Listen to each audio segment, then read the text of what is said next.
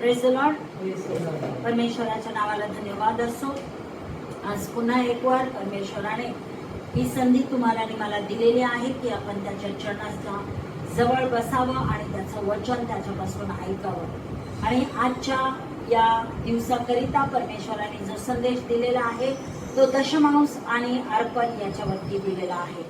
आणि पवित्र शास्त्र मलाकी 3:10 मध्ये तुम्हाला आणि मला सांगतं की मलकाय चॅप्टर 3 वर्स 10, सेनाधीश परमेश्वर म्हणतो, माझ्या मंदिरात अन्न असावे म्हणून सगळा दशमांश तुम्ही भांडारात आणा, म्हणजे मी आकाश कपाटे उघडून जागा पुरणार नाही एवढा आशीर्वाद तुम्हाकरिता वर्षितो की नाही याविषयी माझी प्रतिती पहा.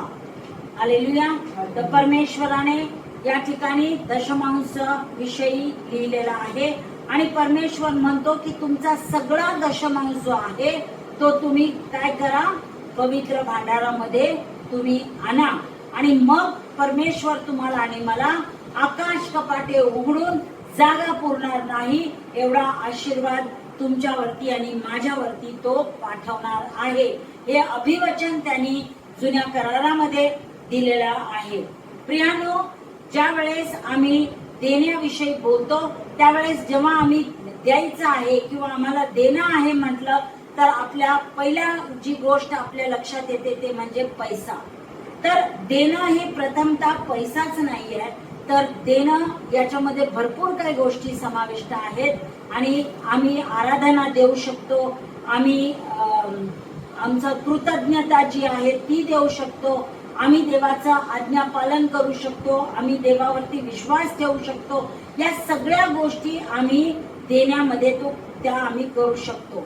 आणि या संपूर्ण पवित्र शास्त्रामध्ये देव तुम्हाला आणि मला, जे आम्ही त्याचे लोक आहोत, देव तुम्हाला आणि मला काय सांगत आहे की आमच्या सर्व मालमत्तेच्या द्वारे आम्ही देवाचा सन्मान केला पाहिजे, आम्ही देवाचा आदर हा केला पाहिजे. आणि मग जो दशमांश आहे, जे अर्पण आहे, हे फक्त मार्ग आहेत, एका विश्वासणाऱ्यांकरिता ठेवलेले हे मार्ग आहेत. आणि दशमांश अर्पण दिल्यानंतर आम्ही ही कबुली देतो की आमच्या मालकीचं काही नाही, जे काही आमच्याकडे आहे ते सर्व देवाच्या मालकीचं आहे. आणि म्हणून स्तोत्र 24:1 मध्ये म्हणतो, साम्स 24 वर्स 1 मध्ये म्हणतो, पृथ्वी व तिच्यावरील सर्व काही परमेश्वराचे आहे. आणि मग तुमच्या आणि माझ्याकडे जे काय आहे, जी मालमत्ता आहे, जे धन संपत्ती आहे, ते सर्व काही कोणाच्या मालकीचं आहे, तर ते सर्व परमेश्वराच्या मालकीचं आहे. आणि म्हणून ज्या वेळेस आम्ही देतो त्यावेळेस आम्ही घोषणा ही केली पाहिजे की देव आमचा पुरवठा करणारा तो परमेश्वर आहे, त्याच्यावरती आम्ही विश्वास ठेवतो आणि म्हणून आम्हाला देण्यास जमतं आणि आम्ही देतो म्हणून भविष्यातही देव आमचा पुरवठा करतो आणि आम्हाला देण्याकरिता तो पुन्हा आशीर्वादित करतो. हालेलुया. आणि म्हणून सर्वप्रथम तुम्ही आणि मी समजून घेतलं पाहिजे की दशमांश काय आहे. दशमांश काय आहे हे तुम्ही आणि मी समजून घेतलं पाहिजे.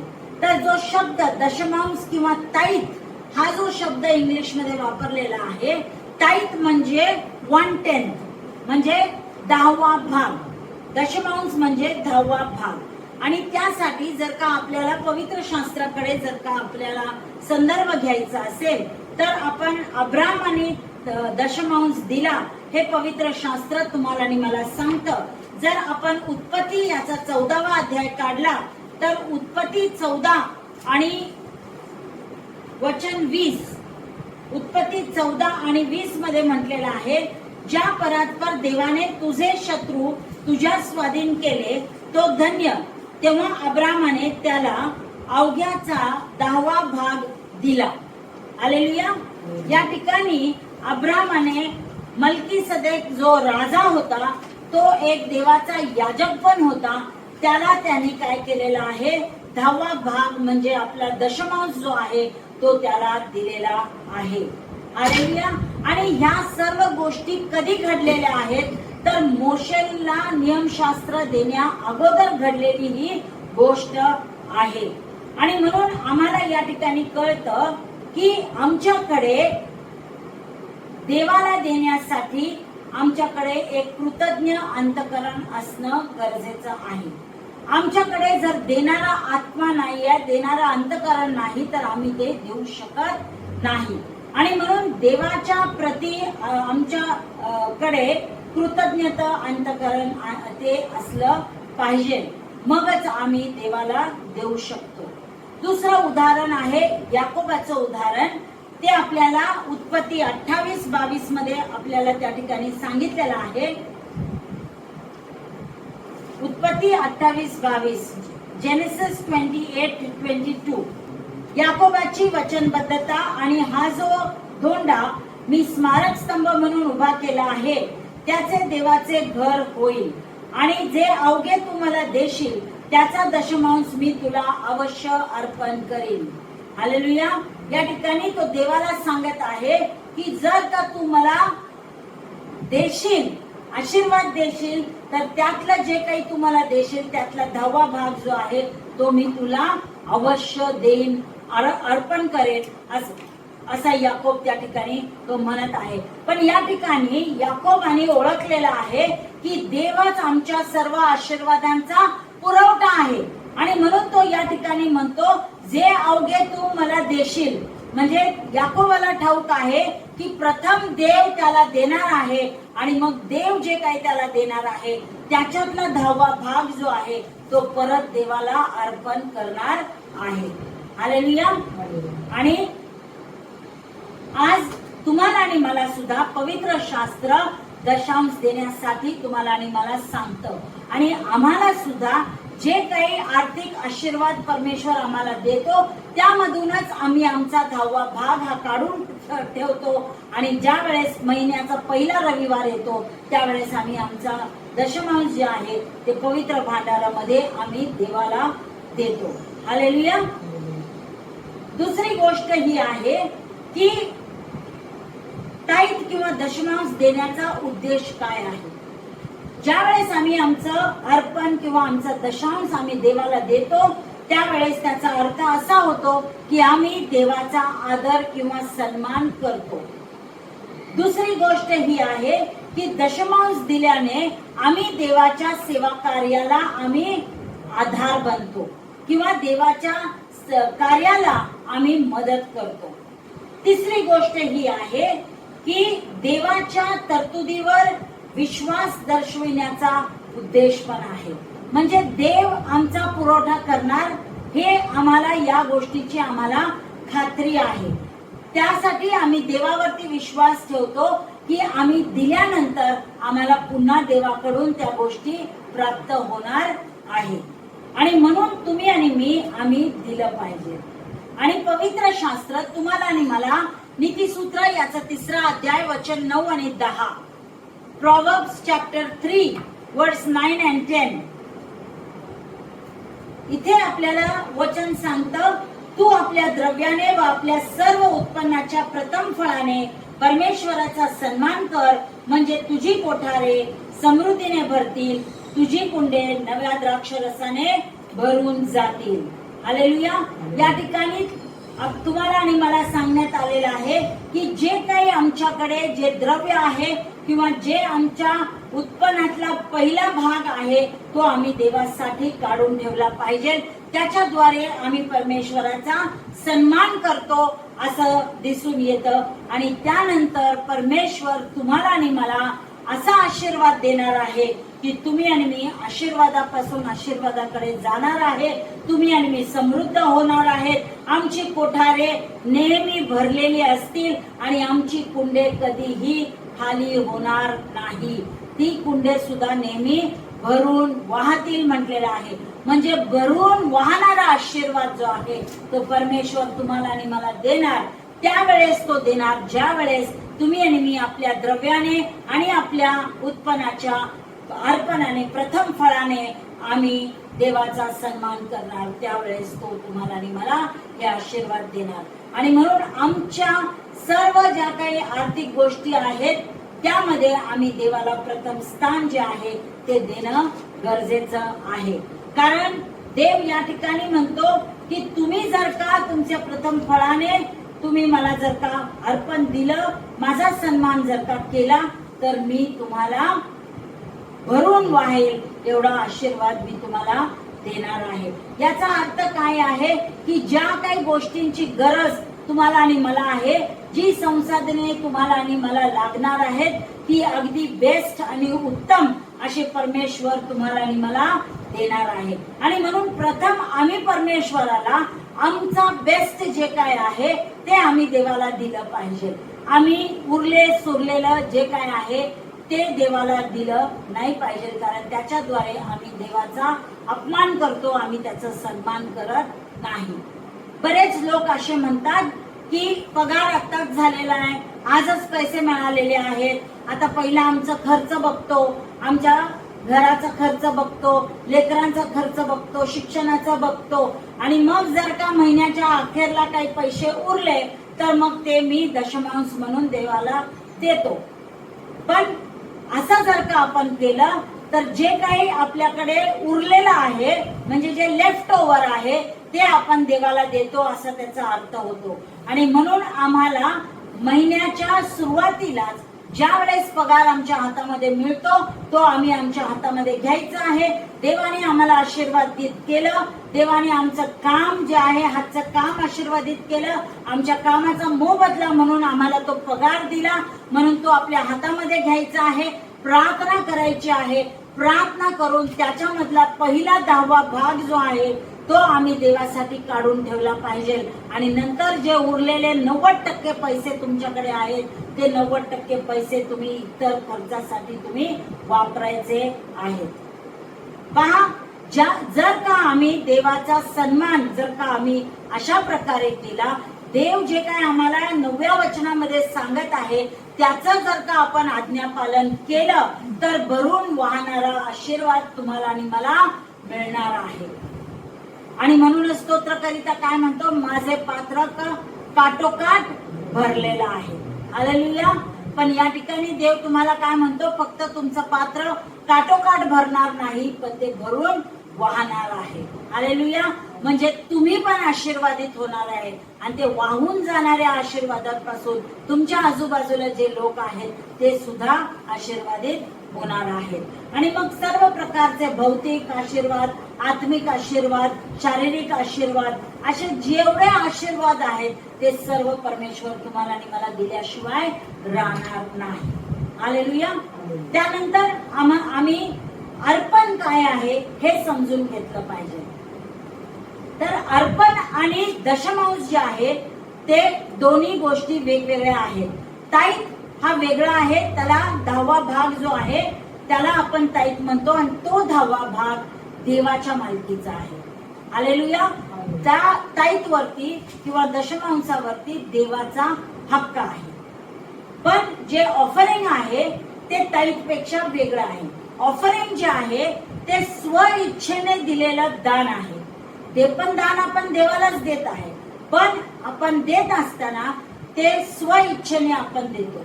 मग त्या उरलेल्या 90% मधलं मग कदाचित कधीतरी आम्ही 5% देऊ, कधी 2% देऊ, कधी 10% देऊ, कधी जास्त देऊ, ते आपल्या मर्जीवर आहे. म्हणून ते स्व इच्छेने दिलेलं दान म्हणजे अर्पण आहे. हालेलुया. आणि म्हणून पवित्र शास्त्रामध्ये तुम्हाला आणि मला प्रभू येशू ख्रिस्ताने त्या विधवेचं उदाहरण दिलेलं आहे. मार्क कृत शुभवर्तमान याचा 12वा अध्याय, मार्क चॅप्टर 12 आणि 41 ते 44 वचन आपण वाचूया. मग तो भांडारासमोर बसून लोक त्या भांडारात पैसे कसे टाकीत आहेत हे पाहत होता. तेव्हा पुष्कळ धनवान लोक मोठमोठ्या रकमा टाकीत होते. तेव्हा एक गरीब विधवा आली व तिने 2 टोल्या म्हणजे 1 दमडी टाकली. तेव्हा त्याने आपल्या शिष्यांना जवळ बोलावून घेतले. त्यांना म्हटले, मी तुम्हाला खचित सांगतो, हे जे भांडारात द्रव्य टाकीत आहेत त्या सर्वांच्या पेक्षा या गरीब विधवेने अधिक टाकले आहे, कारण त्या सर्वांनी आपल्या विपुलतेतून टाकले, परंतु हिने आपल्या कमाईतून आपले होते नव्हते ते म्हणजे आपली सर्व उपजीविका टाकली. हालेलुया. तर या ठिकाणी प्रभू येशू ख्रिस्त त्या गरीब विधवेची प्रशंसा तो करत आहे. तिने किती टाकले होते त्या भांडारामध्ये? फक्त 2 टोले तिने टाकले होते, म्हणजे 2 छोटे नाणे जे आहेत ते तिने त्या भांडारामध्ये घातलेले आहेत. पण तिने कशा प्रकारे दिलेला आहे त्याची तो स्तुती करत आहे. तो काय म्हणत आहे की भरपूर लोक या ठिकाणी आहेत, ते धनी आहेत, त्यांच्याकडे भरपूर मालमत्ता आहे, भरपूर पैसे आहेत, आणि त्यांनी काय केलेले आहे? त्यांच्या विपुलतेमधून त्यांनी काय केलेलं आहे? या भांडारामध्ये दिलेलं आहे. पण या विधवेने तिच्याकडे होतं नव्हतं ते, तिची जी काही कमाई होती ती सर्व कमाई, सर्व उपजीविका तिने त्या भांडारामध्ये टाकलेली आहे. म्हणजेच तिने हृदयापासून एक त्यागपूर्ण अर्पण जे आहे ते तिने देवाला केलेलं होतं. म्हणून प्रभू येशू ख्रिस्त या गरीब विधवेची स्तुती तो करत आहे. आणि म्हणून आम्ही किती देतो हे महत्वाचं नाही आहे, पण आम्ही कसं देतो आणि कोणत्या वृत्तीने देतो हे फार महत्वाचं आहे. हालेलुया. बऱ्याच वेळेस आम्हाला चर्चमध्ये पाहायला मिळतं की काही लोक जे आहेत ते झाकल्या मुठीने आपलं अर्पण पवित्र भांडारामध्ये देत नाही, कारण त्यांना दाखवायचं असतं की मी किती देतोय, नाहीतर मी फार श्रीमंत आहे किंवा मी फार आशीर्वादित आहे. म्हणून ते काय करतात, असं फक्त ते दानार्पणाचं भांड त्यांच्या समोर आलं किंवा पिशवी त्यांच्या समोर आली त्याच वेळेस ते आपलं काय करतात, पाकिट उघडतात किंवा पर्स उघडतात आणि सर्वांना दिसेल असं त्यातून शोधून 500ची नोट काढतात आणि अशी काढतात की ती इतरांना दिसली पाहिजे आणि तशीच उचलून ते त्या पिशवीमध्ये किंवा भांडारामध्ये ते देतात. पण याच्यावरून आम्हाला असं दिसतं की त्यांच्याकडे चांगली वृत्ती नाही आहे. त्यांना हे दाखवायचं आहे, जगाला दाखवायचं आहे की मी सर्वात जास्त अर्पण देतो, सर्वात जास्त दान देणारा मी आहे, हे त्यांना दाखवायचं असतं. किंवा शेजारी बसलेल्या माणसाला दाखवायचं असतं की मी किती अधिक देतो ते. आणि म्हणून ते तशा प्रकारचा देखावा करतात. अशा लोकांची वृत्ती चांगली नाही आहे आणि ते देवाला आवडत नाही. आणि म्हणून देवाला आम्ही किती देतो हे महत्वाचं नाही.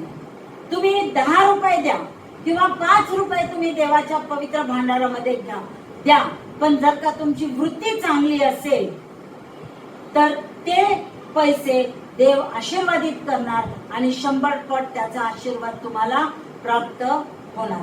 कारण तुम्ही एका चांगल्या वृत्तीने दिलेला आहे, चांगल्या अंतःकरणाने दिलेला आहे. जरी रक्कम थोडी असली तर तुमची वृत्ती जी आहे ती चांगली होती, म्हणून देव तुम्हाला आशीर्वाद देणार आहे. हालेलुया. आणि म्हणून या विधवेला 2 टोल्या तिने दिलेल्या आहेत. तिची रक्कम महत्वाची नाही आहे, पण तिच्याकडे होतं नव्हतं ते सगळं काही तिने त्या भांडारामध्ये टाकलेलं आहे. आणि हे प्रभू येशू ख्रिस्ताला कळालं. त्या महिलेने विचार केला नाही की उद्या मी काय खाणार, उद्या मी कशी जगणार, उद्या माझं हाल होईल, मला भीक मागायची पाळी येईल. या सगळ्या गोष्टीचा तिने विचार केलेला नाही.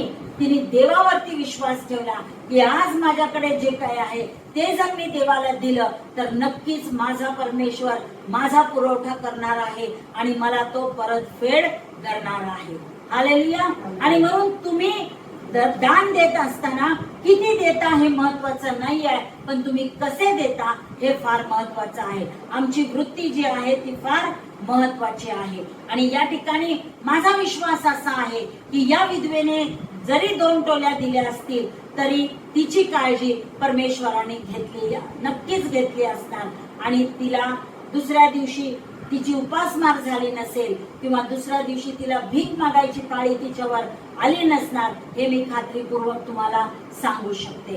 कारण तिच्या देण्याची नोंद जी आहे ती खुद्द प्रभू येशू ख्रिस्ताने केलेली आहे.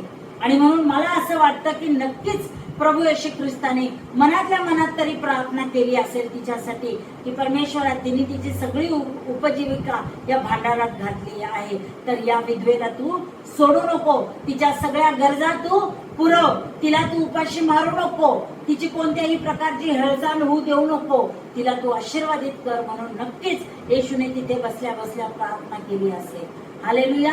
जरी या विधवेचं नाव या पवित्र शास्त्रामध्ये नाहीये, या विधवेचं दुसऱ्या दिवशीचं जीवन कसं होतं, काय झालं, काय घडलं तिच्याबद्दल काहीच या ठिकाणी लिहिण्यात आलेलं नाहीये, पण तिची मात्र ही गोष्ट, तिचं हे देणं हे प्रभू येशूच्या नजरेत आलं आणि ते प्रभू येशू ख्रिस्ताने या पवित्र शास्त्रामध्ये पवित्र आत्म्याच्या द्वारे ही घडलेली घटना त्या ठिकाणी नमूद केलेली आहे.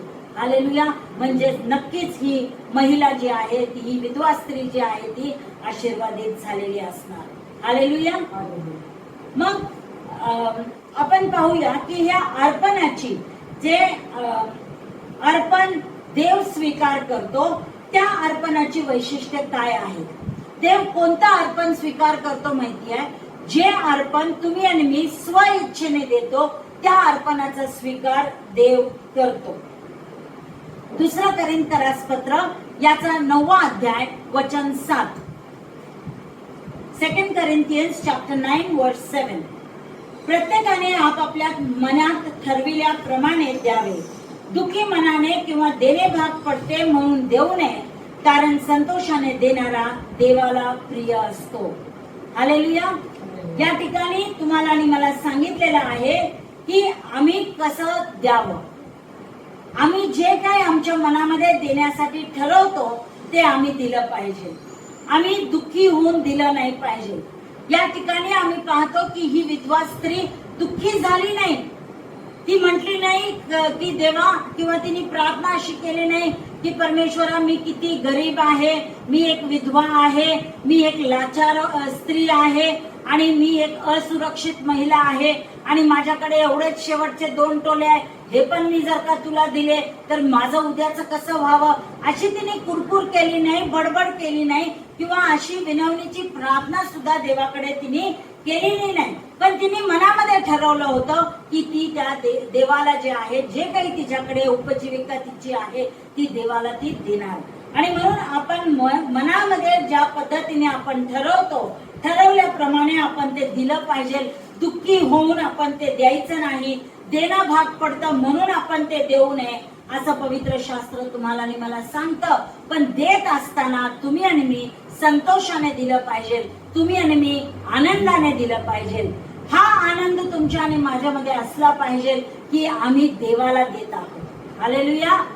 आणि देवाला यासाठी आम्ही देत आहोत की देवाकडे काही नाही म्हणून आम्ही देत नाही, पण याच देवाने मला आशीर्वादित केलेला आहे, मला भरभरून आशीर्वाद त्यांनी दिलेला आहे, सर्व क्षेत्रात मला त्यांनी आशीर्वादित केलेला आहे. म्हणून त्या देवाला एक कृतज्ञता व्यक्त करण्याकरिता त्यांनी जे काय आम्हाला दिलेलं आहे त्यातूनच थोडीशी रक्कम आम्ही आणतो आणि त्याच्या पवित्र भांडारामध्ये आम्ही देतो. हालेलुया. आणि म्हणून आम्ही देत असताना आमचं देणं जे आहे ते जाणीवपूर्वक असलं पाहिजे. आम्ही काय देत आहोत, आम्ही किती देत आहोत, आम्ही कसं देत आहोत, या सर्व गोष्टींची जाणीव आम्हाला असली पाहिजे. आणि ज्या वेळेस आम्ही देतो त्यावेळेस आम्ही प्रार्थनापूर्वक आम्ही दिलं पाहिजे. हालेलुया. ज्या वेळेस आम्ही प्रार्थनापूर्वक देतो त्यावेळेस देव आम्हाला सुचवतो, त्याचा आत्मा आम्हाला प्रॉम्प्टिंग करतो आम्ही किती द्यावं आणि कसं द्यावं. हालेलुया. आणि म्हणून या ठिकाणी तुम्हाला आणि मला स्व इच्छेने देण्यासाठी सांगितलेलं आहे आणि स्व इच्छेने आम्ही दिलं पाहिजे. कोणीही आम्हाला सक्ती करू नये किंवा सक्ती केल्यासारखं आम्हाला वाटू नये. कोणत्याही दबावाखाली येऊन आम्ही देणं भाग पडतं म्हणून आम्ही दिलं नाही पाहिजे. हालेलुया.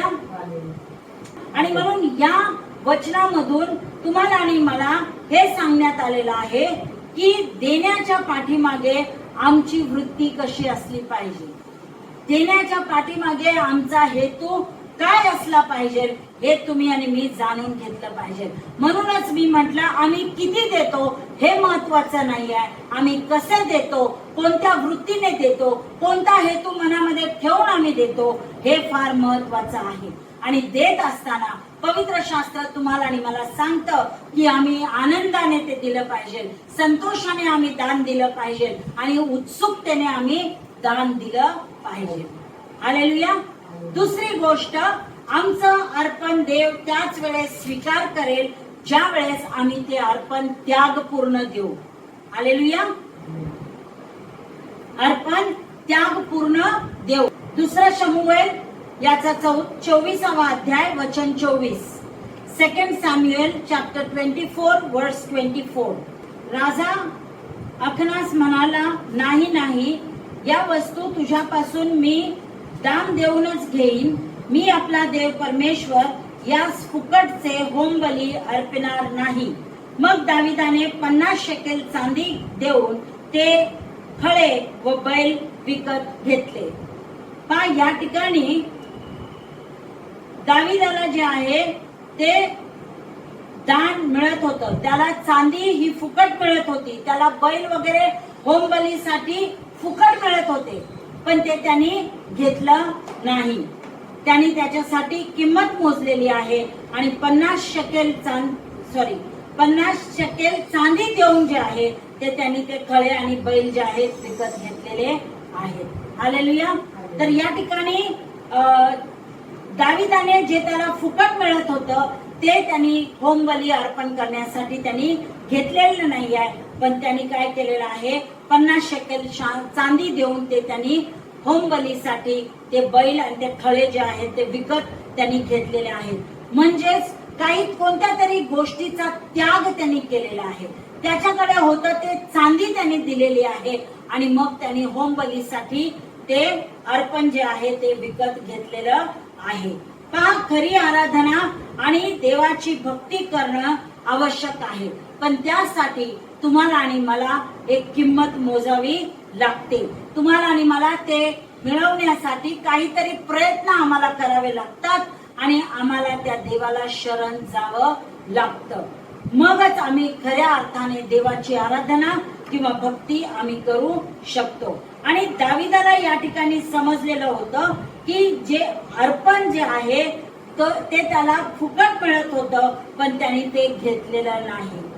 पण या ठिकाणी त्यांनी काय केलेलं आहे, एक खऱ्या अर्थाने त्यांनी त्याग केलेला आहे, हे तुम्हाला आणि मला दिसून येतं. आणि म्हणूनच मी सुरुवातीला म्हटलं की ज्या वेळेस आम्ही देवाला देतो त्यावेळेस आम्ही देवाला बेस्ट दिलं पाहिजे, उत्तम ते आम्ही देवाला दिलं पाहिजे. लेफ्ट ओव्हर काय आहे, उरलं सुरलेलं ते आम्ही देवाला द्यायचं नाही.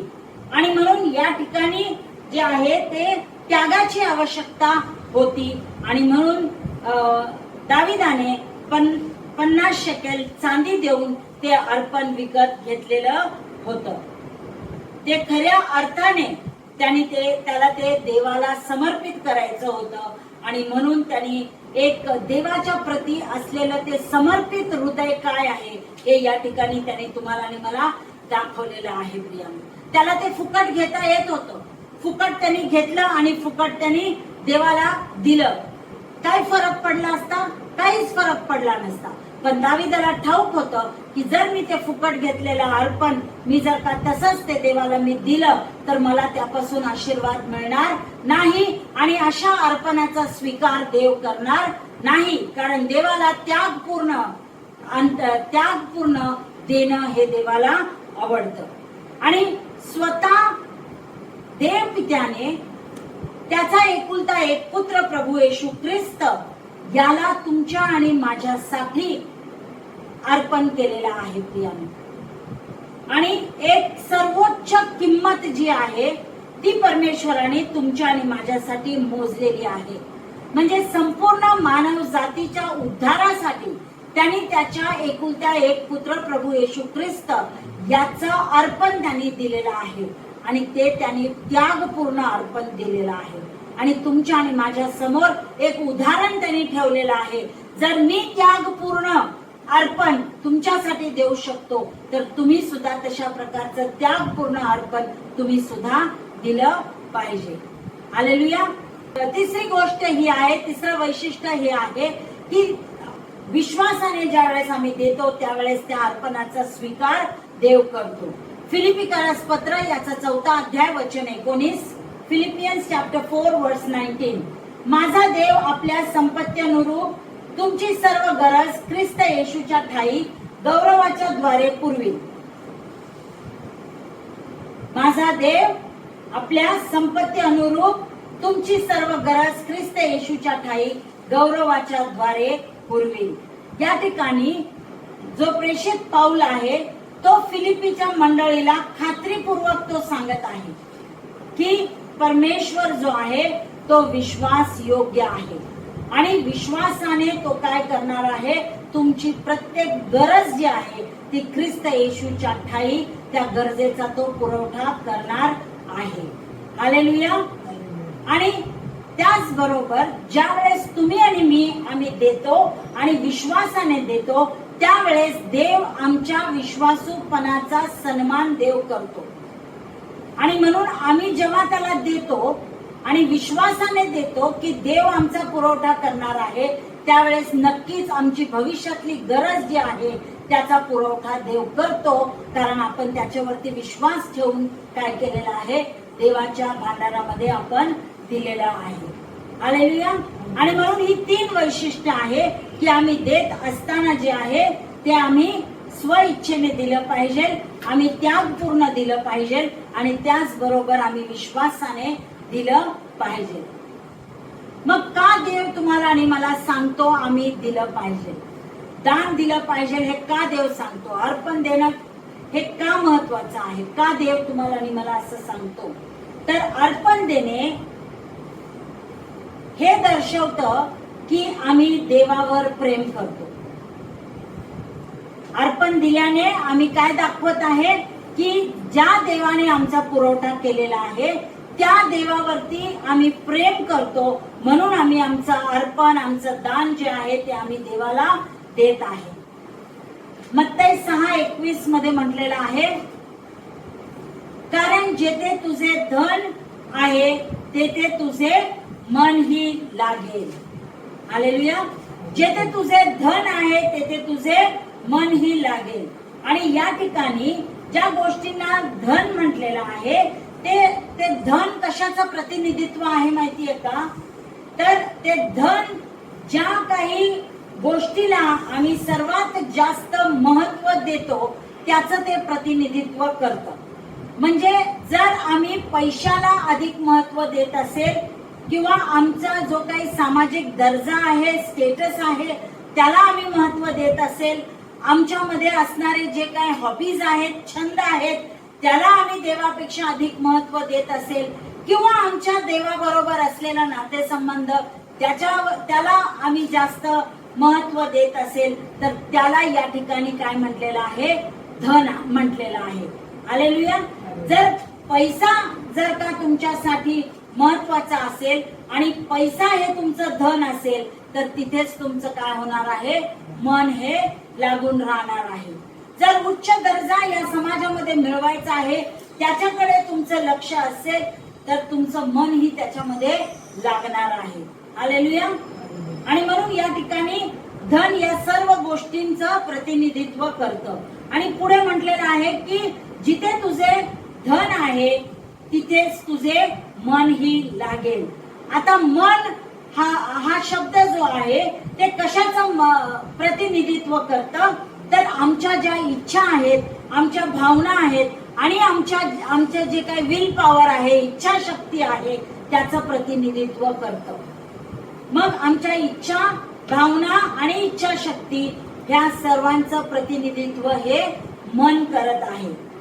हालेलुया. आणि मग ज्या गोष्टी आम्ही किंवा जी काही आमच्याकडे असणारे जे रिसोर्सेस आहेत, संसाधने आहेत, ती आम्ही देवाच्या राज्यामध्ये जर का ती आम्ही गुंतवली तर आमचे हृदय जे आहे ते त्याच्याकडेच ओढलं जाणार आहे.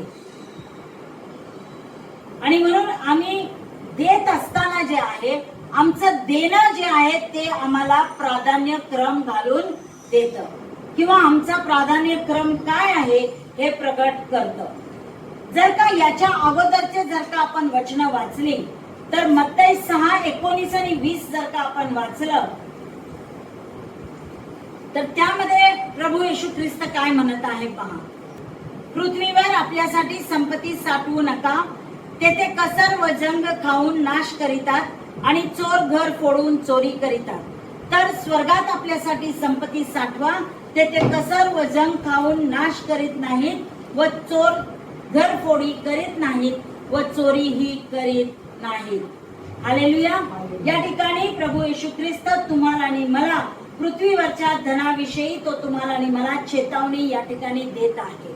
पृथ्वीवरती जर का तुम्ही आणि मी धन साठवून ठेवलं तर त्याला कसर आणि जंग जे आहे ते खाऊन टाकेल किंवा चोर येऊन घरफोडी करून चोरी करेल.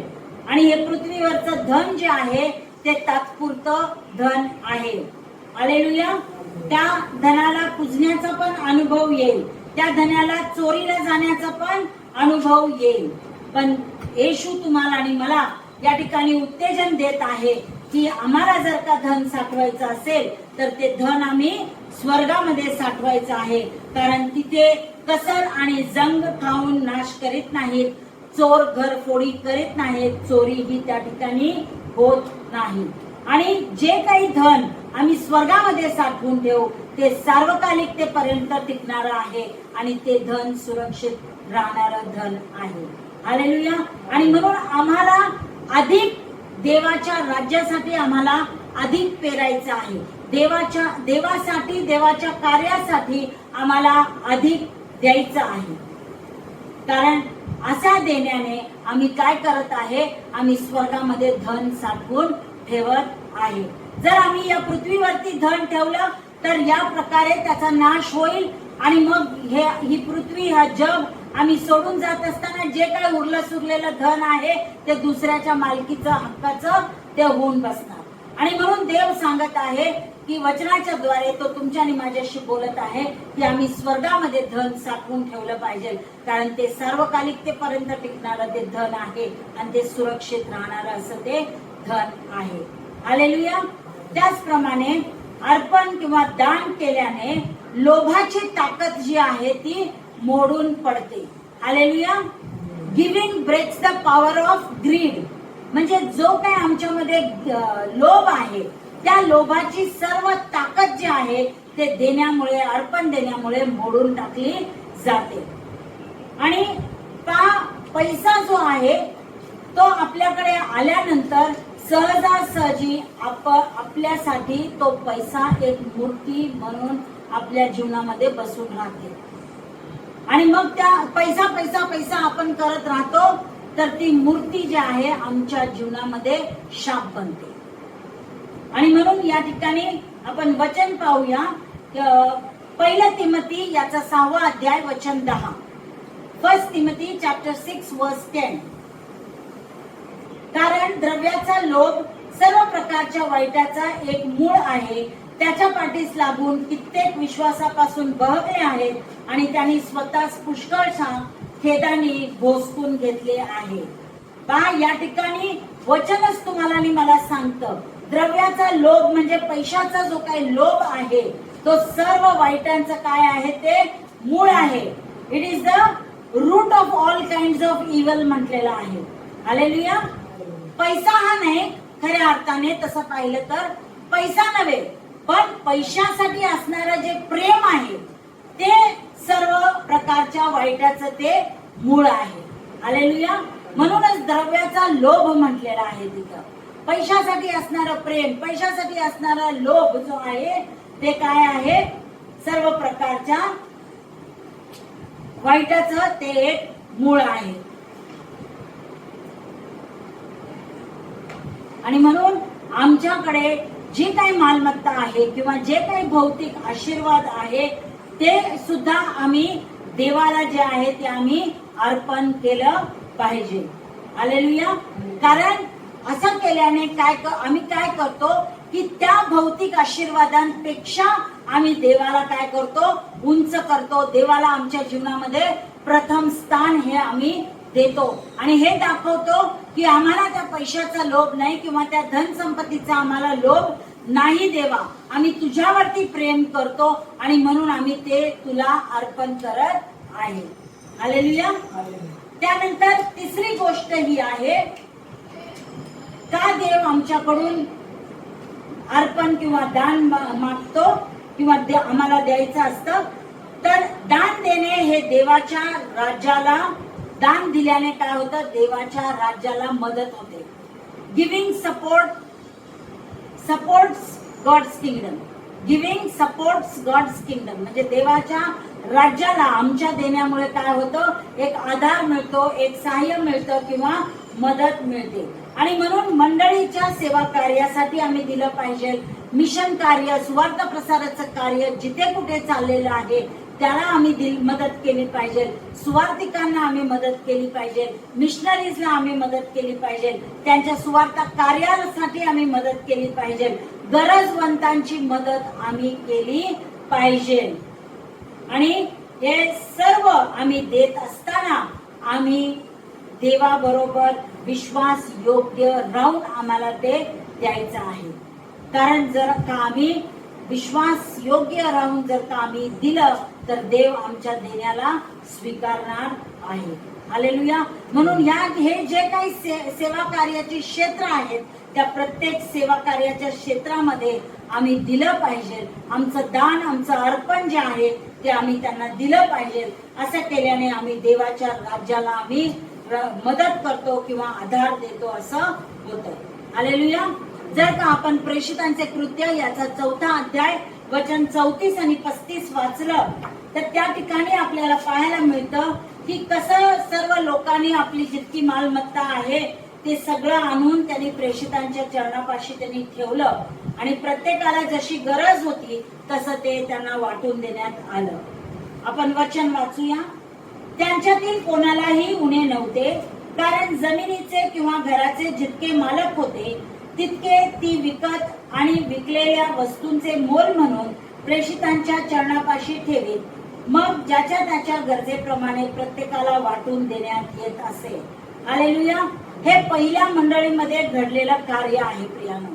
पहिल्या मंडळीमध्ये ज्यावेळेस मंडळीची स्थापना झाली आणि त्या ठिकाणी जेवढे विश्वासणारे लोक होते त्या सर्व विश्वासणाऱ्या लोकांनी काय केलं, आपल्या जमिनी विकल्या, कोणी आपलं घर विकलं, कोणी आपल्याकडे असणाऱ्या ज्या काही वस्तू आहेत त्या सर्व काय केल्या, त्यांनी विकल्या आणि त्याच्यापासून त्यांना जे काही पैसे मिळाले ते सगळे पैसे घेऊन त्यांनी काय केलं, येऊन त्यांनी या ठिकाणी प्रेषितांच्या चरणाजवळ त्यांनी ठेवलं आणि मग प्रेषिताने ज्याला जशी गरज आहे त्याप्रमाणे ते प्रत्येकाला ते वाटून दिलं. आणि असं केल्यामुळे काय झालं, त्यांच्यातील एकालाही कोणत्याही गोष्टीची उणीव भासली नाही. हालेलुया. म्हणूनच पहिलंच वाक्य त्या ठिकाणी म्हटलेलं आहे, त्यांच्यातील कोणालाही उणे नव्हते. हालेलुया. कारण त्यांची जेवढी काही संसाधने आहेत त्यांनी एकमेकांबरोबर ते शेअर केले होते आणि म्हणून त्यांना कोणत्याही प्रकारची उणीव नव्हती. हालेलुया. चौथी गोष्ट ही आहे, दान करण्याबाबत देवाची अभिवचने जी आहेत ती देवाने तुम्हाला आणि मला देऊ केलेले आहेत. परमेश्वर विश्वासू दात्यांना आशीर्वाद देतो. God blesses faithful givers. विश्वासू दात्यांना परमेश्वर आशीर्वाद देतो. म्हणून लूक 6:38 मध्ये काय म्हटलेलं आहे, द्या म्हणजे तुम्हास दिले जाईल. हालेलुया. या ठिकाणी परमेश्वर तुम्हाला आणि मला आज्ञा करत आहे की तुम्ही द्या आणि म्हणजे तुम्हाला दिलं जाईल. हालेलुया. प्रथम तुम्हाला आणि मला द्यायचं आहे आणि मग देव तुम्हाला आणि मला आशीर्वाद देणार आहे. आणि मग त्या देवाच्या आशीर्वादांमध्ये आत्मिक आशीर्वाद आहेत, भावनिक आशीर्वाद आहेत, भौतिक आशीर्वाद आहेत आणि आर्थिक आशीर्वाद आहेत आणि संबंधात्मक सुद्धा, रिलेशनल ब्लेसिंग सुद्धा त्याच्यामध्ये आहेत. आणि जर का आम्हाला घ्यायचं असेल तर प्रथम आम्हाला देणं गरजेचं आहे. हालेलुया. आणि म्हणून प्रथम या ठिकाणी म्हटलेलं आहे, द्या म्हणजे तुम्हास दिलं जाईल. आम्हाला द्यायचं आहे मग आम्ही ते परत घेऊ शकतो किंवा देव आम्हाला ज्यावेळेस देईल त्यावेळेस आम्हाला ते देवापासून ते घ्यायचं आहे. हालेलुया. प्रथम देवाला मला पहिला देऊ दे, मग मी देवाला देतो. बरेच लोक असे म्हणतात, आता आमच्याकडे काय आहे, आमचं हातावरचं पोट आहे, आमच्याकडे खूप कमी पैसे असतात, आम्हालाच पुरत नाहीत, आमच्याच गरजा भागत नाहीत आणि मग आम्ही देवाला काय देणार. पहिला देवाला मला एक मोठा आशीर्वाद देऊ दे आणि मग मी जेव्हा मला देव आशीर्वादित करेल तेव्हा मी देईन. अशा वृत्तीचे लोक आपल्याला या जगामध्ये पाहायला मिळतात. पण या ठिकाणी देवाचं प्रिन्सिपल काय आहे, देवाचं तत्व हे आहे की द्या म्हणजे तुम्हास दिलं जाईल. आणि म्हणून प्रथम आम्ही दिलं पाहिजे. मग आमच्याकडे किती आहे हे महत्वाचं नाहीये, पण आम्ही कसं देत आहोत हे फार महत्वाचं आहे. कोणत्या परिस्थितीमध्ये, त्या कठीण काळामध्ये, त्या गरिबीमध्ये आम्ही जर का आम्ही दिलं तर देव आमच्या अर्पणाचा स्वीकार करणार, त्याची परतफेड केल्याशिवाय तो राहणार नाही. हालेलुया. आणि मग या आणखीन एक अभिवचन देवाने तुम्हाला आणि मला दिलेलं आहे. तो त्याचं वचन म्हणतं की परमेश्वर पेरणाऱ्याला बी पुरवतो. 2 कोरिंथियस पत्र याचा 9वा अध्याय वचन 10. जो पेरणाऱ्याला बी पुरवतो व खाण्याकरिता अन्न पुरवतो, तो तुम्हाला बी पुरवील व ते बहुगुणित करील आणि तुमच्या नीतिमत्वाचे फळ वाढविल. हालेलुया. पेरणारा कोण आहे? तुम्ही आणि मी. आणि बी पुरवणारा कोण आहे? तर परमेश्वर आहे. तर तो काय करतो? पेरणाऱ्याला तो बी पुरवतो म्हटलेला आहे आणि खाण्याकरिता सुद्धा तो अन्न जे आहे तो पुरवतो. आणि मग बी पण तो पुरवतो आणि ते बी तो बहुगुणित करतो असं म्हटलेलं आहे. आणि आपल्या नीतिमत्वाचं फळ सुद्धा तो वाढवतो. पहा, ज्या वेळेस शेतकऱ्याला काहीतरी उत्पन्न त्याच्या शेतामध्ये हवं असतं तर त्यासाठी त्याला कशाची गरज असते? तर त्याला बियांची गरज असते. मग जे काही तो उगवणार आहे, त्या उगवणाऱ्या जे काही धान्य असेल किंवा उगवणारे जे काही भाजीपाला असेल, त्याचं बी आधी त्याच्याकडे असणं गरजेचं आहे. मग तो काय करतो? तो बी तो पेरतो आणि त्याचबरोबर तो भाकर सुद्धा जी आहे ती सुद्धा तो त्याच्या कुटुंबासाठी तो कमवून आणतो. हालेलुया. आणि म्हणून त्याच्या ज्या काही गरजा आहेत त्याचा पुरवठा परमेश्वर करतो. म्हणजे त्याची सध्याची गरज, वर्तमान काळातली गरज सुद्धा भागते आणि त्याची भविष्यातली गरज सुद्धा देव भागवतो. आणि ते करण्यासाठी आमचा देव जो आहे तो काय करतो? आमची क्षमता वाढवतो. हालेलुया. देव आम्हाला बी पण पुरवतो आणि खाण्यासाठी अन्न पण पुरवतो असं म्हटलेलं आहे. म्हणजे ते पीक उगवण्यासाठी बीचा पुरवठा करणारा कोण आहे? तर परमेश्वर आहे. हालेलुया. आणि त्यापासून मिळणारं जे काय अन्न आहे त्या अन्नाचा त्या खाण्यापिण्याचा पुरवठा सुद्धा परमेश्वर हा करतो. हालेलुया. आणि म्हणून ज्या वेळेस आम्ही इतरांना देतो, इतरांना ज्या वेळेस आमच्या संसाधनातून, रिसोर्सेस मधून आम्ही इतरांना आशीर्वादित करतो, त्यावेळेस देव जो आहे तो फक्त आमचं परिस्थिती तो बदलत नाही, तर तो आमचं दान जे आहे ते बहुगुणित करतो. हालेलुया. तो आमचं दान बहुगुणित करतो. यासाठी तो बहुगुणित करतो. 100 पट त्याची तुम्हाला आणि मला फेड यासाठी करतो की पुन्हा आम्ही ते काय करावं? उदारपणे, दानशूरपणाने ते पुन्हा आम्ही त्याच्या राज्यामध्ये पेरावं. हालेलुया. म्हणून तो काय करतो? आमचं दान जे आहे ते बहुगुणित करतो. आणि वचन सांगतं की तो तुमच्या आणि माझ्या नीतिमत्वाचं फळ वाढवतो. हालेलुया. नीतिमत्व या ठिकाणी कशाला दर्शवतं माहितीये? नीतिमत्व सदाचारी जीवनाला किंवा चांगलं जे काही कर्म आहे त्याला ते दर्शवतं. आणि जे फळ आहे त्या फळाचा अर्थ काय आहे माहितीये? ते फळ जे आहे ते तुमच्या उदारपणाचं ते उत्पन्न आहे. हालेलुया. ते तुम्ही उदारपणाने तुम्ही दिलं म्हणून देवाने तुम्हाला काय केलं?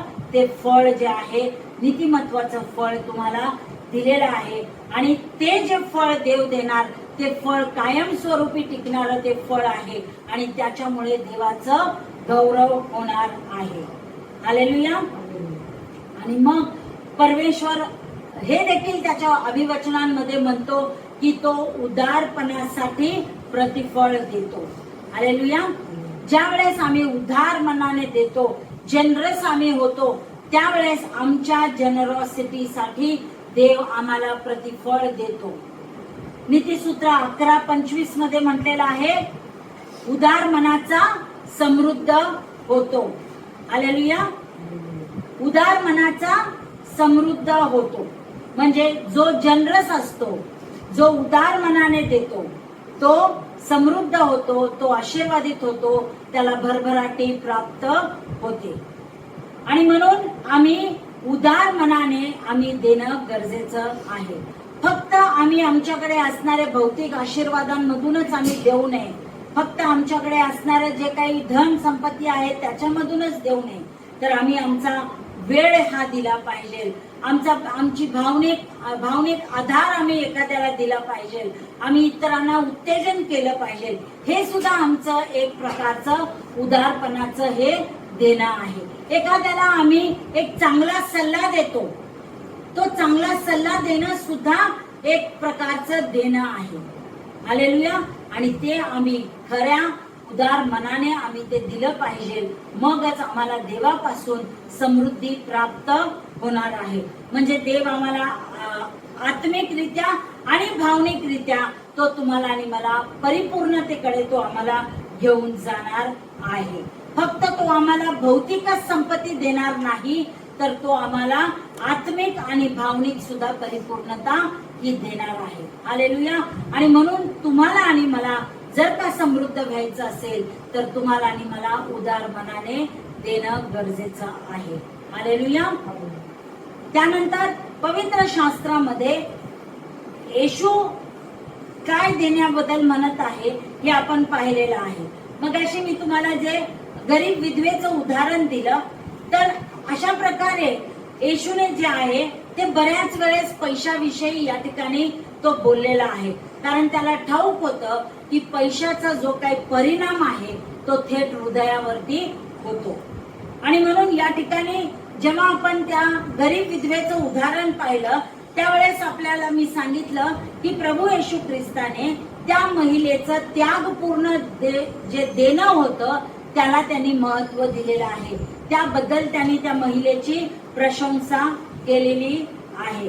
म्हणजे जे इतर धनवान लोकांनी जी मोठ्या मोठ्या रकमा आणून भांडारामध्ये दिलेला आहे त्याच्यापेक्षाही अधिक मौल्यवान त्या विधवेच्या 2 टोल्या होत्या. आणि म्हणून प्रभू येशू ख्रिस्त काय त्या ठिकाणी सुद्धा तो तुम्हाला आणि मला हे दाखवत आहे की तुम्ही किती देता हे महत्वाचं नाही, तुम्ही कसे देता हे महत्वाचं आहे. हालेलुया. आणि त्याचबरोबर प्रभू येशू ख्रिस्तच तुम्हाला आणि मला सांगत आहे की आम्ही स्वर्गामध्ये धन साठवून ठेवायचं आहे. आम्ही ते पृथ्वीवरचं धन हे साठवायचं नाही, कारण ते नाश होऊ शकतं, ते चोरी होऊ शकतं आणि त्याला जंग आणि कसर जे आहे ते त्याला खाऊन नाश करू शकतं. हालेलुया. आम्ही धन स्वर्गामध्ये साठवलं पाहिजे, कारण त्याला सार्वकालिक मोल आहे. हालेलुया. आणि प्रत्येक धन जे आहे ते परमेश्वराच्या गौरवाकरिता असतं. आणि म्हणून जे काही आम्ही धन स्वर्गामध्ये साठवतो त्यापासून देवाचं गौरव होतं आणि त्या धनाला सार्वकालिक मोल हे आहे. हालेलुया. आणि मग आता तुम्ही आणि मी देत असताना आम्ही कोणती तत्वे पाळली पाहिजेत, म्हणजे काय प्रॅक्टिकल प्रिन्सिपल्स आहेत, व्यावहारिकरित्या आम्ही कोणती तत्वे पाळली पाहिजेत ते थोडक्यात आपण पाहूया. तर प्रथम जे आहे ते आम्ही देवाला प्रथम स्थान दिलं पाहिजे. हालेलुया. आम्ही देत असताना देवाला प्रथम स्थान हे आम्ही दिलं पाहिजे. आणि म्हणूनच नीतिसूत्र 3:9 मध्ये आपण काय वाचलं की आपल्या प्रथम फळाने तुम्ही देवाचा सन्मान करा म्हटलेला आहे. हालेलुया. म्हणजेच आम्ही देवासाठी जो आहे तो 10वा भाग आम्ही काढून ठेवला पाहिजे. त्यानंतर आम्ही प्रथम देवाला जे काही अर्पण करायचं आहे ती अर्पणे आम्ही देवाला दिली पाहिजे. अशाने आम्ही दाखवतो की इतर कोणत्याही गोष्टींना आमच्या जीवनामध्ये प्रथम प्राधान्य नाहीये. आम्ही देवाला प्रथम स्थान आमच्या जीवनामध्ये देतो. म्हणूनच आमचा दशमांश, आमचं अर्पण, आमचं दान हे सर्व काही आम्ही देवाला अर्पण करतो. दुसरी गोष्ट ही आहे की आम्ही देतो त्यावेळेस आम्ही नियमितपणे आम्ही दिलं पाहिजे. असं नाही की आम्ही आता जानेवारी महिन्यामध्ये दशमांश दिला, मग फेब्रुवारी आणि मार्च मध्ये आम्ही दशमांश चुकवणार, परत आम्ही आठवल तेव्हा आम्ही एप्रिल मे मध्ये आम्ही दशमांश देणार. असं नाहीये प्रियानो. आम्हाला देत असताना आम्हाला ते रेग्युलरली द्यायला पाहिजे. जर आम्ही दशमांश देतो तर आमचा दशमांश दर महिन्याला त्या पवित्र भांडारामध्ये गेलाच पाहिजे. म्हणजे तुमच्या उत्पन्नाचा जो काही पहिला भाग आहे त्यातून तुम्ही जे काही तुमचा उत्पन्नाचा भाग आहे त्यातून तुम्ही 10% बाजूला काढून ते तुम्ही देवाला दिलं पाहिजे. त्याचबरोबर तुम्ही दर आठवडी जेव्हा तुम्ही मंडळीमध्ये येता, देवाच्या पवित्र मंदिरामध्ये येता, त्यावेळेस तुम्ही देवाला अर्पण जे आहे हे दिलंच पाहिजे. असून तुम्ही देत नसाल तर ते चुकीचं आहे. तर तुम्ही तुमच्याकडे असेल तर तुम्हाला ते नियमितपणे देवाच्या भांडारामध्ये तुम्ही दिलं पाहिजे. पहिलं कोरिंथीकरास पत्र याचा 16वा अध्याय वचन 2 मध्ये म्हटलेलं आहे, आठवड्याच्या पहिल्या दिवशी तुम्ही प्रत्येकाने जसे आपणाला यश मिळाले असेल त्या मानाने आपणाजवळ द्रव्य जमा करून ठेवावे, अशा हेतूने की मी येईन तेव्हा वर्गण्या होऊ नयेत. हालेलुया. पाऊल कोरिंथच्या मंडळीला ते सांगत आहे की आठवड्याच्या पहिल्या दिवशी म्हणजे जो रविवारचा दिवस होता, जो काही आठवड्याचा पहिला दिवस होता, त्या दिवशीच तो काय म्हणतो की तुम्हाला जे काही यश मिळालेले आहे त्या मानाने तुम्ही काय करा, तुमच्या जवळ ते द्रव्य, तो पैसा जो आहे तो तुम्ही जमा करा आणि मी ज्या वेळेस येईल त्यावेळेस ते दान आणि अर्पण ते तुम्ही माझ्याकडे तुम्ही जमा करा. हालेलुया. मग या ठिकाणी जो आठवड्याचा पहिल्या दिवशी त्यांना तसं करायला सांगितलेलं आहे, तर आठवड्याचा पहिला दिवस हा रविवारचा दिवस असतो. म्हणून आपण सुद्धा आठवड्याच्या पहिल्या दिवशी आपलं दान, आपलं अर्पण घेऊन पवित्र भांडारामध्ये येऊन नियमितपणे आपण ते दिलं पाहिजे. तिसरी गोष्ट, तिसरं तत्व हे आहे की देत असताना आम्ही संतोषाने ते आम्ही दिलं पाहिजे. आमची इच्छा नसताना आम्ही देऊ नये किंवा कोणत्याही दबावाखाली आम्ही देऊ नये. देणं भाग पडतं म्हणून आम्ही देऊ नये. हालेलुया. तर जे काही आम्ही देतो ते आम्ही आनंदाने आणि संतोषाने आम्ही दिलं पाहिजे. चौथं तत्व हे आहे की आम्ही देवाने जे काही आम्हाला आशीर्वाद दिलेले आहेत त्याप्रमाणे आम्ही दिलं पाहिजे. हालेलुया. म्हणजे याचा अर्थ असा नाही की समजा जर का आम्ही आता 100 रुपयेच देत आहे, फक्त 100 रुपये असं आम्ही दर आठवडी नियमितपणे आम्ही देवाच्या पवित्र भांडारामध्ये आम्ही देत आहोत. पण समजा अचानक आपल्याला कुठून तरी आशीर्वाद मिळतो, देव आम्हाला आशीर्वादित करतो आणि एक मोठी रक्कम आमच्याकडे येते. जर आमच्याकडे त्या आठवड्यामध्ये मोठी रक्कम आली तरी पण त्या येत्या रविवारी जे आहे ते आम्ही 100 रुपयेच दान आम्ही त्याच्यामध्ये देऊ नये. तर देवाने ज्या पद्धतीने तुम्हाला आशीर्वादित केलेलं आहे त्या मानाने जे आहे ते तुमचं देणं हे असलं पाहिजे. तुम्ही 100 रुपये देता म्हणून आता एवढा मोठा आशीर्वाद मिळून सुद्धा जर का तुम्ही 100 रुपये जर का दिले तर ते योग्य दान नाहीये. म्हणून देवाने तुम्हाला भरपूर आशीर्वाद दिला तर तुम्ही भरपूर द्या. देवाने तुम्हाला कमी आशीर्वाद दिला तर तुम्ही कमी द्या. कारण देव काय करत आहे, आमचा विश्वासूपणा आमच्यामध्ये किती आहे तो देव पाहत आहे. कदाचित जास्त देऊन पण देव आमची परीक्षा पाहत असेल की जास्त दिल्याने बघूया हा मला जास्त देतो का किंवा ही मला जास्त देते का. आणि म्हणून कुठेतरी आम्हाला देवाबरोबर विश्वासू राहायचं आहे, आमचा विश्वासूपणा देवाला दाखवायचा आहे. आणि म्हणून आम्ही देत असताना देवाने जेवढा मोठा आशीर्वाद आम्हाला दिलेला आहे त्या मानाने आम्ही दिलं पाहिजे. आणि शेवटचं तत्व हे आहे की आम्ही देत असताना आम्ही प्रार्थनापूर्वक आम्ही ते दिलं पाहिजे. हालेलुया. कारण दान देण्यासाठी देवाने तुमचं आणि माझं सहाय्य केलेलं आहे. ते देण्याचं हृदय देवाने तुम्हाला आणि मला दिलेलं आहे. ते देणारे हात देवाने तुम्हाला आणि मला दिलेले आहे. त्यासाठी आम्हाला देवाचा आभार मानलं पाहिजे. त्याचबरोबर जर का आमच्याकडे पैसा आला तर त्या पैशाचं कारभारी पण आम्ही कशा पद्धतीने ते केलं पाहिजे, तो पैसा आम्ही कसा देवाच्या राज्याच्या वाढीसाठी आम्ही खर्च केला पाहिजे, याचं मार्गदर्शन सुद्धा आम्ही प्रार्थनेद्वारे देवाकडून आम्हाला मिळवून घ्यायचं आहे.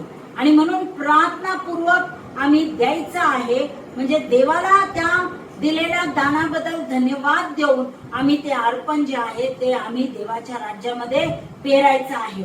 आणि प्रार्थनापूर्वक विनंती करायची आहे की देवाने ते आमचं दिलेलं बी जे आहे ते देवाने वाढवावं आणि त्याचा आम्हाला भविष्यामध्ये त्याला बहुगुणित करून देवाने आमचा पुन्हा भविष्यामध्ये त्याच्याद्वारे पुरवठा करावा, यासाठी आम्हाला प्रार्थना देखील करायची आहे. हालेलुया. तर दशमांश आणि अर्पण जे आहे हे दोन्ही गोष्टी या आराधनेची कृती आहे. हालेलुया. आणि म्हणून दान आणि दशमांश दिल्याने आम्ही हे दाखवतो की आम्ही देवाप्रती आमचं कृतज्ञ अंतःकरण आहे. आम्ही देवावर विश्वास ठेवत आहे. देवाने जी देण्याची आज्ञा दिलेली आहे ती आज्ञा जी आहे ती आम्ही पाळत आहोत. हालेलुया. आणि देव फक्त तुमच्या आणि माझ्या पैशाकडे तो पाहत नाही, तर तुमचं आणि माझं देण्याचं जे अंतःकरण आहे तो देव पाहतो. आणि मग सर्व प्रकारची जी काही कृपा आहे ती विपुलतेने तो तुम्हाला आणि मला देण्यास तो देव समर्थ आहे, असं पाऊल सुद्धा करिंथच्या पत्रामध्ये लिहितो. 2 करिंथ 9:8 याचा पहिल्या भागामध्ये म्हणतो की सर्व प्रकारची कृपा तुम्हावर विपुल होऊ देण्यास देव समर्थ आहे. हालेलुया.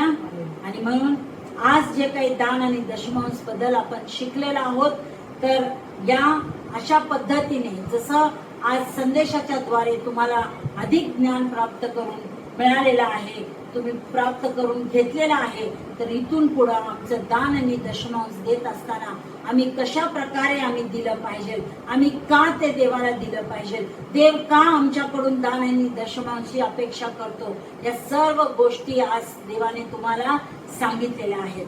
आणि म्हणून देवाचा तुमच्या दानाच्या द्वारे, तुमच्या दशमांशाच्या द्वारे तुम्ही देवाचा आदर करा. ज्या गोष्टी परमेश्वराने तुमच्या हातामध्ये सोपवून दिलेल्या आहेत त्या गोष्टींचा तुम्ही विश्वास योग्य राहून तुम्ही कारभारी पण करा, हीच माझी तुम्हाला विनंती आहे. परमेश्वर करो या वचनाच्या द्वारे तुम्हाला आशीर्वाद देऊ. आपण या वचनाकरिता परमेश्वराच्या नावाला धन्यवाद देऊ, आपण त्याचा आभार मानू. स्वर्गीय पित्या, येशूच्या नावामध्ये आम्ही तुझ्या चरणाजवळ येऊन आजच्या या संदेशाबद्दल तुझ्या नावाला आम्ही धन्यवाद देतो, आम्ही तुझी स्तुती करीतो. प्रभू दयाळू परमेश्वरा, दशमांश काय आहे आणि दान आणि अर्पण काय आहे आणि ते कशा प्रकारे आम्ही दिलं पाहिजे आणि कोणती तत्वे देण्यासाठी आम्ही वापरली पाहिजेत, या सर्व गोष्टींचं ज्ञान तू आज आम्हाला प्राप्त करून दिलंस, त्याबद्दल आम्ही तुझ्या नावाला धन्यवाद देतो, आम्ही तुझी स्तुती करीतो. प्रभू, आजपर्यंत जर का आम्ही आनंदाने तुझ्या पवित्र भांडारामध्ये दिलं नसेल किंवा प्रभू आम्ही प्रभू दयाळू परमेश्वरा आम्ही स्व इच्छेने ते दिलं नसेल आणि कोणीतरी दबाव आमच्यावरती अंत म्हणून जर का आम्ही दिलं असेल, तर प्रभू यावेळेस मी तुझ्याकडे क्षमा मागते. प्रभू, तू दया कर, कृपा कर आणि प्रभू तू आमची चुकीची पद्धत, चुकीची वृत्ती ठेवून जे काही आम्ही दान दिलं त्यासाठी प्रभू तू आमची क्षमा कर, अशी मी तुझ्याजवळ प्रार्थना आणि विनंती करते. प्रभू दयाळू परमेश्वरा, इथून पुढे आम्ही दान देत असताना प्रभू आम्ही ते स्वइच्छेने द्यावं, सगळ्या हाताने ती पेरणी करावी आणि प्रभू संतोषाने प्रभू आम्ही ते द्यावं, यासाठी की तुझं वचन आम्हाला सांगतं की संतोषाने देणारा हा परमेश्वरा तुला आवडतो. आणि म्हणून प्रभू आम्ही तुला संतोषाने देत असताना प्रभू आम्ही हे दर्शवावं, आम्ही हे दाखवावं की आम्ही तुझ्यावरती प्रीती करतो आणि प्रभू तुझ्यावरती आम्ही विश्वास ठेवावा की प्रभू तू आमचं अर्पण, आमचं दशमांश तू आशीर्वादित करणार, ते बहुगुणित करणार आणि त्याची परतफेड प्रभू तू आम्हाला 100% करणार। या विश्वासाने आम्ही प्रभू आमचं अर्पण तुझ्या भांडारांमध्ये आणण्याकरिता तू आमचं सहाय्य कर, अशी मी तुझं प्रार्थना आणि विनंती करते। परमेश्वर बापा, तूच आमचा पुरवठा करणारा परमेश्वर आहे, बी देणारा परमेश्वर तूच आहेस, अन्नाचा पुरवठा करणारा परमेश्वर तूच आहेस। जो कोणी बी पेरतो त्याला तू कापणीचा अधिकार देतोस, त्याबद्दल आम्ही तुझ्या नावाला धन्यवाद देतो, आम्ही तुझी स्तुती करतो प्रभू। हे जे आज प्रभू जे काही ज्ञान तू आम्हाला देऊ केलंस त्याबद्दल आम्ही तुझी स्तुती करून ही प्रार्थना येशूच्या नावात केली म्हणून तू ऐकू द्या। आमेन आमेन।